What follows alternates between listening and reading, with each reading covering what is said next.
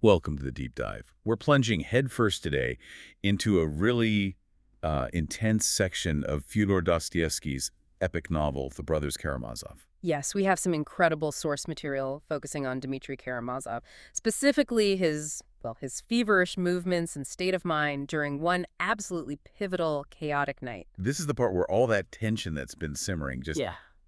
explodes, right? And it seems almost entirely driven by Dmitry's own internal chaos and uh, a massive error in judgment. Exactly. The sources you shared give us this vivid, almost minute-by-minute account of his actions, his thoughts during these absolutely crucial hours. Right, and the whole thing kicks off because Grushenka leaves. She's gone from their town, Skaroprigynevsk, heading to this nearby place, Mokroy. And she's going there to meet a former lover, this wealthy guy who's just popped back into her life after years. But Dmitry doesn't know any of this. He's completely wrapped up in his own, obsessions and insecurities. His mind is absolutely fixed on one thing. A single burning suspicion, and it's totally false. Totally false. He's convinced, utterly convinced, that Grushenka has gone off to be with his own father, Fyodor Pavlovich Karamazov. And that suspicion, it's classic Dostoevsky, isn't it? We know it's wrong, but for Dmitri, it's the spark. It ignites this whole chain reaction. Leading him down a path filled with, well, violence, startling revelations, and heading towards potential disaster. Definitely potential disaster. So our mission in this deep dive is to meticulously trace Dmitri's frantic journey through this really tumultuous night. We're going to pull out the key events, dig into his turbulent state of mind. Try to understand what's really driving him, because it's complex, often contradictory. Exactly. And we want to highlight those crucial details and the big questions this section raises, about guilt, intention, fate, perception, all the good Dostoevskian stuff. It really is a deep dive into a soul just pushed to the absolute limit. You're watching a man wrestle with his most destructive passions, acting purely on impulse. Navigating a night that's going to redefine everything for him and his family. It really sets the stage. Okay, let's start where Dmitri starts this chase. Grushenka's house. Right. He arrives there, and the sources describe him as extremely agitated. There's this great Russian phrase used, Bada bishem bihai, gusemen bihai. Meaning he's, what, restless and angry. Exactly. Deeply restless, can't settle, but also just consumed by this explosive anger. He needs to find Grushenka, and the second he gets there, he's aggressively demanding to know where she is. And who does he find? Just Fenya. He finds Fenya, yeah. She's Grushenka's helper, maybe more like a friend. The text suggests a close bond. But she's faced with this whirlwind of fury. Oh, absolutely. Fenya is immediately terrified. Dmitri's aggression, his whole physical presence, it's incredibly threatening. So much so that she just can't bring herself to tell him the full story. So she holds back. She does. All she manages to get out, very fearfully, evasively, is that Grushenka isn't there. Garminta nahi Grushenka. Just, the basic fact. She's not in the house. But she leaves out the crucial part about Mokroy. Completely omits it. Because, as the source points out, his sheer rage makes it impossible for her to explain properly. It's like a wall. A barrier to the truth, built by his own anger. Precisely. And so when Dmitri frantically searches the house, tearing through rooms, looking everywhere, and finds absolutely no sign of Grushenka, his suspicion about his father doesn't waver. It gets stronger. It solidifies into absolute certainty. His mind, already poisoned by jealousy and resentment, just grabs onto the only explanation he can imagine in that state. Fyodor must have lured her away. He must be hiding her at his place. And this false idea just pours gasoline on his already raging fire. Sends it into overdrive, exactly. And he doesn't even keep it inside. He actually vocalizes this terrible thought, turns the fury outward. Right in front of Fenya. Right in front of the terrified Fenya. The source highlights this really chilling moment. He explicitly says he's going to kill his father. Wow. The Russian is brutal. Mardunga meniskobub. I will kill this father. He apparently shouts it, emphasizing the intensity. It's a stark threat, witnessed by Fenya. And that threat just hangs there over everything that happens next. It really does. So Dmitri storms out of Grushenka's house, completely convinced of this false narrative, believing his father has stolen Grushenka, totally unaware she's actually traveling towards Mokroy and her old flame. It's a catastrophic misunderstanding. It's the engine driving every single thing he does that night. And a powerful example of how passion mixed with, distorted perception and maybe a willingness to believe the worst can just lead someone completely away from reality. Sets them on a collision course. Okay, so fueled by this rage, Convinced he knows where Grushenka is, he heads straight for his father's house. Exactly. But interestingly, he doesn't just march up to the front door. The sources say he goes around the back, takes a deserted path bordered by fields, trees. Suggesting stealth? Clandestine intent. Absolutely. He's not going for a chat. He's sneaking in. He wants this confrontation, whatever it is, hidden. And he hits an obstacle right away, the garden wall. Yes, this tall, difficult wall behind the house, a real physical barrier. And there's this strange moment here, isn't there? The source mentions Lizaveta. Ah, yes, it's a fascinating literary echo. As Dmitri stands there, figuring out how to get over this wall, his mind flashes to Lizaveta, Smerdyashchaya Lizaveta the Stinking. Smerdykov's mother. That's right. Years ago, she famously climbed this exact same wall, leading to all the strange circumstances around Smerdyakov's birth. Wow, so it connects Dmitri's desperate act right now to this really foundational, unsettling event in the family's past. It adds layers, doesn't it? Maybe suggests a cycle of transgression tied to this place, or even hints at some shared dark thread connecting Dmitri, his actions now, to Smerdyakov and the family's history. It links him, spatially at least, to Smerdyakov's origin. Precisely, and despite how hard the climb is supposed to be, the source notes Dmitri's physical strength. He can overcome physical obstacles when he's driven like this. A contrast to his often chaotic emotional state. A sharp contrast. He manages it, gets up and over the wall. So now he's on top, looking down into the garden. What does he see? He sees a light on, in his father Fyodor's room. And the source stresses it's very late by now, maybe 2 a.m., perhaps even getting towards 2.3. And seeing that light, it just confirms his worst fears, right? Sends the rage even higher. Instantly. The source says, use Argusa Atahai. He gets even angrier. Seeing that light at this hour in his father's private room, it locks in his misconception. His thinking must be something like, aha, she has to be in there. Why else is the light on? Exactly that flawed logic. He becomes absolutely certain Fyodor has finally trapped Grushenka inside. So driven by this renewed, white-hot certainty, he jumps down. Jumps down into the garden, tries to be quiet, stealthy. Then he creeps towards Fyodor's room from the back. The source describes him peering through the window. Pressing himself against the wall, trying to see inside without being seen. Looking specifically for Grushenka. That's his sole focus. He's desperate to find her there, probably picturing the scene he dreads most. But then comes the twist, the irony. What does he actually see? What he sees completely shatters the whole basis for his rage in that moment. Inside, Fyodor is awake, the light is on, but he's totally alone. No Grushenka. No Grushenka. And even more, he hears Fyodor talking to himself, not celebrating, but actually lamenting Grushenka's absence, wondering aloud why she hasn't come. What does he say? The source gives his words, Gurusenka ajayagi, patanahin kyo nahi hai. Something like, Grushenka was supposed to come today, I don't know why she hasn't. He's alone and disappointed. So the very thing Dmitri was violently certain about Grushenka inside, Fyodor is blown up by Fyodor's own lonely mumblings. It's incredible dramatic irony. Dmitri's outside, consumed by this false image of his father's success, while Fyodor is inside, just as frustrated by her absence. Both victims of her not being there, though Dmitri's reaction is, well, far more dangerous. And then there's that detail about the signal, the knock. Yes, this intriguing detail planted earlier now becomes critical. Smerdyakov, the servant, Fyodor's illegitimate son. Who has this weird manipulative relationship with everyone. Exactly. He'd shown Dmitri a specific way to tap on Fyodor's window pane. A secret signal, prearranged, supposedly to announce Grushenka's arrival at night.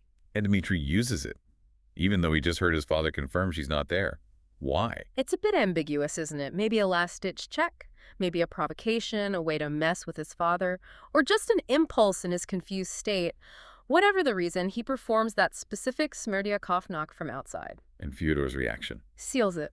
Fyodor hears the knock and instantly gets excited. He genuinely thinks it's her, finally. He calls out, Grushenka, where are you? Where are you, my little bird? So hopeful. Totally hopeful. He rushes to the window, looks out, sees nothing, of course. Just darkness. And for Dmitri, watching this, yeah, it's absolute proof, isn't it? Grushenka is definitely not inside. His whole reason for being there, the entire dangerous intrusion, was based on nothing. Absolutely nothing. He'd hidden in the bushes after knocking, watched his father's hope turn to confusion. The whole risky raid was utterly pointless, built on air. So his confusion must be immense. And the rage, it doesn't just vanish, does it? It must shift. If she's not at her house and not here, Where is she? Exactly. The source captures that. Realizing he was wrong doesn't bring calm, it brings this new frantic uncertainty. He's confused. Briefly wonders if Fenya lied. Fan ne juttu nai bolamuji. Did Fenya lie to me? Yeah, but then dismisses it. Lekin fan jut kyan boleji. Why would Fenya lie? But this new confusion, mixed with all that pent-up energy from his frustrated rage, just makes him even angrier. So the rage escalates again. Dramatically. The source uses that phrase again. Hun sir parsawar ho jata hai. His blood is boiling. He's consumed by a fresh wave of fury, probably now aimed at the unknown truth of where Grushenka actually is. And in this state, he just wants out of there, out of his father's garden. Yes. He quickly moves from the window, starts running back across the garden towards the wall the way he came in, just wants to escape before anyone sees him. But he doesn't get away clean. He's intercepted. He is. Just as he's running, Grigory appears, the old family servant. A significant figure. Raised Dmitri, raised Smerdyakov. In his own way, yes. A longtime fixture. And Grigory, maybe woken by a noise or just doing his rounds, spots this figure running across the lawn in the dark. Late at night. Suspicious. Very. He shouts, Ruko, Ruko, Ruko, stop, stop, stop, and gives chase across the lawn. And he actually catches him, even though Grigory's older. He does. Catches up right as Dmitri is starting to scramble up that boundary wall again. Grigory grabs his leg, tries to pull him back down. And that's when the violence happens again. Sudden. Brutal. Yes. Dmitri's reaction is instant. Caught, panicked, still full of rage. He pulls something small from his pocket. What is it? The source calls it a small tool, like a little screwdriver. Could be anything, really. A pestle, maybe? Yeah. Anyway, he pulls it out and, without thinking, strikes Grigory on the head with it. How bad is the blow? The description is pretty graphic. It says Grigory's head, Sir Ekdom fat jata hai, kun nikalta hai. Basically, splits open lots of blood. He goes down immediately, unconscious or near enough. Bihosha ke niche gir jata hai. He's incapacitated. A potentially lethal blow? But then Dmitri does something unexpected. Remorse. It seems like it. Something shifts. After striking Grigory, seeing him fall like that, Dmitri stops. He doesn't just scramble over the wall. He actually pauses, goes back to look at Grigory. It feels bad. The source says, use karablakta. He feels terrible, distressed seeing Grigory's bloody face. And he takes out his handkerchief. Yes. In this moment of apparent regret, he pulls out his handkerchief and tries to wipe the blood from Grigory's face. And here's a really crucial detail the source flags. The handkerchief gets blood on it. Grigory's blood. Kun uskero malpe lagaya hai Grigory. It becomes tangible evidence. And he doesn't discard it. He keeps it. He keeps it, puts the blood-stained handkerchief right back in his pocket. The source makes a point of saying this is important for later. It's a physical link to the violence of this night. Okay, and this leads us to maybe the most puzzling, most critical point in this whole sequence. Grigory's statement. Yes, this is where it gets really mysterious. The source highlights this incredibly strange detail. Grigory, either right then in his semi-conscious state, or maybe in a statement he makes very soon after. The timing isn't crystal clear? Not absolutely, but the content of the statement is the key. He identifies his attacker Dmitri as the murderer of Fyodor. What? He says Dmitri murdered Fyodor. That's what the source indicates. Grigory ko kijabape yo Fedor hai, isko isina mara hai, yahi murderer hai, suko lagta hai la banda hai Fedor ka murderer. He thinks, or says, this guy Dmitri is Fyodor's murderer. Wait, that makes no sense. Fyodor is alive, inside the house. Dmitri just heard him minutes before this attack on Grigory even happened. Exactly. That's the paradox the source hammers home. It's completely illogical in the immediate timeline. Why would Grigory, struck down outside while Fyodor is alive inside, instantly leap to the conclusion that Dmitri killed Fyodor? It feels completely disconnected from the reality of that moment. It does. It raises so many questions for us, the readers, and obviously for the characters later. Is Grigory delirious from the head wound? Is his perception just shot? Or is it something stranger, like some kind of confused foresight? Or maybe he just assumed Dmitri was fleeing from killing Fyodor inside, not just escaping after looking for Grushenka. That's possible too, but the source stresses how mysterious this is, how it functions as powerful foreshadowing. It links Dmitri to Fyodor's potential murder before it happens, even though he clearly wasn't the killer at this time.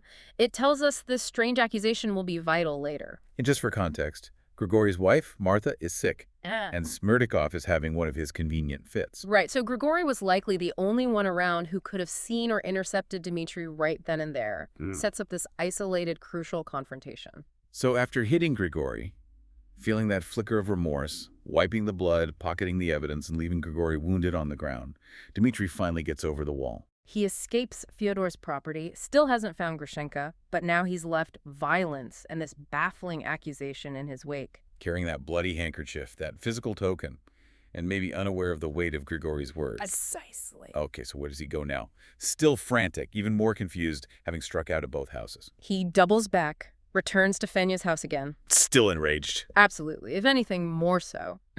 He's consumed by the frustration of the whole night, and this time his confrontation with Fenya is even more aggressive. The source uses that phrase again. He's right on the edge. And his anger turns physically violent towards her. Terrifyingly so. The source says he actually attacks her, grabs her by the throat, almost strangling her, accusing her of lying, demanding the real truth about Grushenka. My God, Fenya must be absolutely petrified. She is. Under physical assault, fearing for her life, she struggles to speak. But the sheer terror finally forces the truth out. Haltingly, gasping for breath maybe, she manages to tell him. Grushenka went to Makroy. Makroy. The truth, finally. And it hits Dmitri like a physical blow. The shock, the realization that his entire night, all the rage, the violence, was based on nothing. A phantom of his own making. How did he react? The source says he immediately lets go of Fenya. The violence just drains away in the face of this reality. He sinks onto a sofa, holds his head, and just sits there, lost in thought for a long time, processing. Trying to connect the dots, make sense of how he got it so wrong. Exactly. He starts trying to remember. And then it hits him.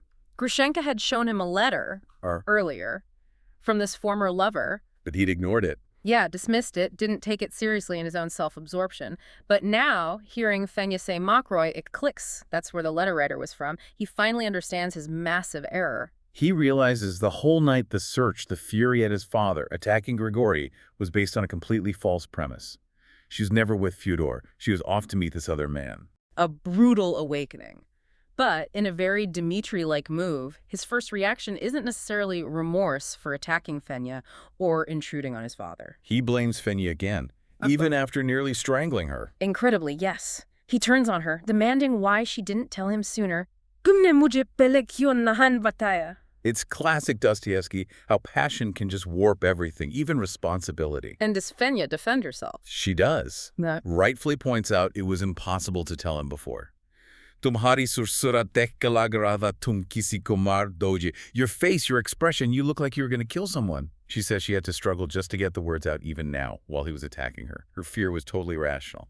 So Dmitri leaves Fenya's house again, still furious, but now the fury has a real target. A correctly identified target. Makroy. And the secret lover. His rage hasn't gone, it's just redirected. And Fenya watches him go. Yes, and she's terrified, not just for herself anymore. She cries out after him. Someone stop him. His blood is boiling. He's going to kill someone. And his appearance probably fuels her fear. Disheveled, bloody clothes maybe, that handkerchief. Exactly. She sees the potential for more violence because she's just seen the state he's in, perhaps even the physical evidence of what he's already done. Okay, so now he knows the truth. He's still enraged, maybe even more intensely. Now it's focused. Where does he go? What does he need? His next stop is his friend, Pergotin. There's a purpose now amidst the chaos. He needs something specific to act on this new information. And what's the first thing he asks Pergotin for? Straight away, he demands a weapon. Would you know revolver do? Pistol do. Give me a revolver, a pistol. Apparently he'd left one with Pergotin before, maybe from his army days. He needs it back, urgently. And Pergotin's reaction? Seeing Dmitri turn up like this, middle of the night? Pergotin is alarmed, understandably scared. The sources detail his immediate concern. He sees the state Dmitri's in, and crucially, he sees the blood. On his shirt. On his shirt, yeah. And he notices that handkerchief sticking out of his pocket, also bloody. He points it out. Right away. And confronted with this, Pergotin's first question is blunt, terrified. Have you come here after killing someone? Wow. That question just based on how Dmitri looks, echoes Grigory's accusation, doesn't it? Links him immediately to the idea of murder. It really does. It shows how his actions and appearance are just screaming violence and potential guilt, even before the main crime of the novel unfolds. And the source gives us this detailed picture of Dmitri's condition then. How is he described? As not in his senses. Agitated, restless, physically trembling, sharir, kampira hai uska, his body is shaking. Consumed by rage hai uske, and there's a storm at tufanatrai inside him. It's this volatile mix of fury, confusion, maybe even excitement. Not just angry, but physically and mentally unstable, vibrating with it. Totally. A man on the absolute edge. And then, into this tense scene, comes something completely unexpected, something that clashes massively with everything we know about Dmitri's recent situation. What's that? Money. Money. Dmitri, the guy who's been broke, desperate, begging for cash? Suddenly, yes, he has a lot of money with him. Around 3,000 rubles, the source says. And he's not hiding it, he's holding it right out in his hands. 3,000 rubles, that's a fortune, especially for him right then. A huge sum. And Perkotin is naturally completely bewildered. You've got Dmitri looking like he's killed someone, demanding a gun, shaking with rage, and now flashing this wad of cash. So Perkotin asks the obvious question. He does. Ye kya halat hai tumhari? What is the state you're in? And like the blood, the money immediately shouts, suspicious, 3,000 ruble! Kahan se laya hotum? Where did you get this money? How does Dmitri explain it? He's evasive at first. Sawal jawab, Nakaro. Don't ask questions, just give me the pistol. But Perkotin pushes, clearly disturbed. So Dmitri gives an answer. He claims he got it from Mrs. Koklikov. Mrs. Koklikov, the eccentric lady from earlier in the book. That's who he names, yes. But the source hints Perkotin doesn't really buy it. It feels like a weak explanation, maybe a lie, maybe a deflection. It just adds another layer of mystery. Where did this money suddenly come from? It's left hanging. And his behavior with the money? Is he suddenly careful, relieved? Not a chance. This is pure Dmitri. The source says his handling of the money reveals his basic nature, his fitrat, something jo apikun min datta hai. It runs in his blood. He lives at extremes. So from desperate poverty to... a reckless extravagance. Now that he has money, he treats it like dirt, offers huge amounts for the pistol, orders fancy food and champagne for himself, and the servant there doesn't care about the cost at all. So money doesn't change his recklessness. It just enables it on a bigger scale. Exactly. It fuels a grander, potentially more dangerous version of his usual chaotic self. He swings from one extreme to the other, still completely unstable. Yet, despite all this, the state Dmitri's in, the blood, the gun, the dodgy money story, Perkotin gives him the pistol. He does, but with huge misgivings. He's clearly terrified about what Dmitri's going to do. He basically says, look, Yatu tum kisi ko maroji yakut kum mat marlena. Either you're going to kill someone or don't kill yourself. He fears murder or suicide. Those are the two outcomes he sees. And Dmitri's response to the suicide suggestion. He laughs it off, dismisses it completely, says something like, I love life, main zindagi se bahut pyar karta hoon, makes it clear he won't harm himself. Which, given the context, the gun, the blood, the rage, leaves only one frightening possibility from Perkotin's warning. Precisely. If it's not suicide, Perkotin realizes with dread that Dmitri intends to use that pistol on someone else. The source says Perkotin fears he's about to cause something big, something terrible. So Dmitri leaves Perkotin's. He's got the pistol, he's got this mysterious large sum of money, he's still got Grigoriy's blood on his handkerchief, he's got provisions, he has the means, the motive, this redirected rage, and the correct destination. He's fully equipped for violence, for excess, for escape, whatever comes next. And his stated destination is clear now. Absolutely. He tells Perkotin he's going to Mokroy. Mokroy Guru Senka ke paas, to Grushenka. He's going to find her, confront her, see who this lover is. And he hires a carriage to get there. Right away. And again, the source notes how careless he is with the money, just handling this big wad of cash openly. Notes are even falling out. Pez cannot as Gerahan. Perkotin actually tells him to be more careful. But Dmitri's focused on speed. Totally. Extreme urgency. Orders the driver to go incredibly fast. Offers double pay. Double paisa dunga teshala. And he wants to overtake Grushenka. Yeah, that's a specific instruction. Go so fast you overtake her carriage. Guru sengai hai usabi jaldia is nikalja. Get ahead of her. He's not just going to Mokroy. He's racing towards the confrontation. He wants to plunge right into it. No delay. And his state as he sets off, it's the culmination of everything. Pistol in hand, kun sir pesawar, boiling with rage, physically aggressive, mentally unstable, bahut unstable high, rage, bahut hai uske andar. That's the condition he's in as he speeds towards Makar. The stage could not be more dramatically set. Absolutely not. The source ends this whole section by emphasizing that given this state, armed, funded, furious, racing towards Grushenka and this rival thing are bound to take a dramatic and different turn. Cheezen bahut alag tarike se modlenji age. The whole direction of the night has shifted violently. Okay, let's just recap this incredible journey we've traced. Yeah. Dmitri starts frantic, searching based on a totally false suspicion about his father. Leads to that violent clash with Grigori, the serious injury, and that really bizarre, premature accusation of murder from Grigori. Then the shocking truth from Fenya Makaroy, which dismantles his whole worldview for the night and redirects that intense fury. Followed by the visit to Perkotin, where he suddenly acquires the means, the pistol, the unexplained money, to actually pursue this new, desperate course. It just lays bare the sheer volatility of Dmitri's character, doesn't it? The capacity for blind rage, impulsive violence, then these odd flickers of remorse. And his fundamental nature, that recklessness, the swing between extremes, shown so vividly by how he treats that sudden cash. This whole sequence just ramps up the stakes incredibly, setting the stage for the huge events to come. And threaded through it all, those ominous elements keep reappearing. That bloody handkerchief in his pocket, physical proof of the attack on Grigori. And the massive, unresolved question mark over Grigori's statement, accusing Dmitri of murdering a man who was at that moment still alive. It shows how quickly passion, mistakes, and sudden opportunity getting the gun, the money can combine in someone like Dmitri to create this perfect storm, pushing him right to the edge. Definitely towards a precipice. So here's something for you to think about, reflecting on this deep dive. Dmitri is armed, he has money, he's profoundly unstable and in rage, and he's racing towards Makaroy to confront Grushenka and this mysterious rival. Given that explosive mix, what happens next? What are the possible outcomes when he gets there? Exactly. Will his inherent nature, that tendency for violence and excess, just lead straight to disaster? Or could something completely unexpected happen? And what about Grigori's strange accusation? What does it really mean? Simple error, trauma-induced confusion. Or does it hold some deeper, maybe even prophetic truth about guilt, perception, and how tangled up the Karamazov fates really are? The air is just thick with possibilities, isn't it? The night's been chaotic, contradictory, loaded with these hints of what's to come. The stage is absolutely set for a potentially cataclysmic end to Dmitri's frantic journey.